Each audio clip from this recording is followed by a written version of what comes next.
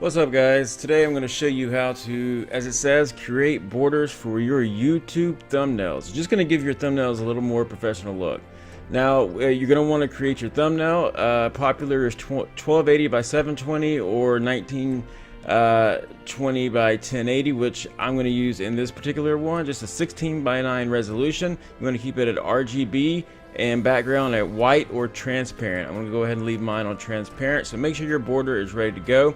At that point, over here on the right, if you haven't done so already, go ahead and select these, and you want to rasterize and merge them. So right here I'm showing you one way to rasterize, which is just to select them and right click, or you can go up to layer and go to rasterize and rasterize layers or all layers. So I'm just showing you two different ways to do the rasterization, which we should be doing now.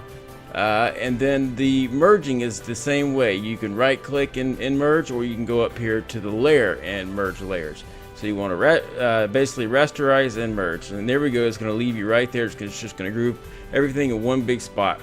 So at this point you want to make a new layer. You can go to layer and create new, or click the button that I just tapped, and so you've got a new layer.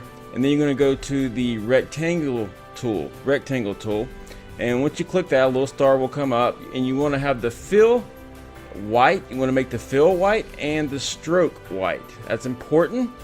And once you do that, you're good to go for this first step, and you just want to outline the entire thumbnail. It doesn't have to be just absolutely perfect, but try to get as close as you can to the borders, and that's what's going to come up. Okay, so you're good there. And really, after this, you're just going to make another layer, same step, and you're just going to go back to the rectangle tool, which you're going to already be on. And you're just going to change the fill and stroke colors to black, changing from white to black. So that's what I'm doing here. I'm going to black, and this is where you're actually going to create your outline, okay, your border rather. So if the first time I did it there, I'm like, okay, you know, if you're not happy and like maybe that's a little skinny, you know, etc., just push Control Z and it goes back one step, and you can do it again. So this is just all about eyeballing it. Yes, you can use the measurements, but I just went ahead and went with the second one. It's not absolutely perfect, but as you'll see once I'm done with this, it'll look fine. And here I'm just merging and rasterizing the layers. You don't actually have to do that at this point, but it will work. From this point, you want to go to the magic wand. Once you get on the magic wand, get to the middle, click that, and then just press your delete key. Okay, it's gonna bring back whatever's in the center there, as you see. And then from here, you want to go over there and right click the rectangle 2, which is going to be that layer. Go to the blending options, and you can play around in here. There's a lot you can do, and you'll see in this video that towards the end here, there's a lot you can do to make it look, to start popping out. As you can see, it's still white. So what I like to do is go to the overlay in the blend mode, change that from normal, and go down to the overlay, and you'll see it turns it back. It brings back what's underneath, and there you go. So that's really the finished product, and you can click off from here. You're done. You just save your file, your thumbnail, and you're good to go.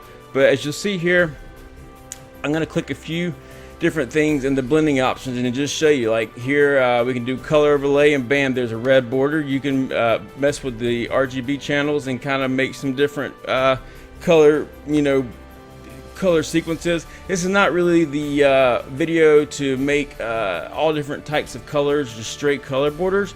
I was going more for the professional kind of framed but blended in kind of look. I don't know what the right word is, but it just makes your thumbnails look nicer. It's very quick. Once you get this down, it's just kind of an automatic deal, and you're good to go. We're done here, so all that's left is just to save the file, and then you're going to upload this to YouTube, and you just got that extra little bit of professionalism. If this video helped you, please go hit that subscribe button. Also remember to share with anyone else who you know could make use of this Photoshop tip. As always, thanks for watching, and take care.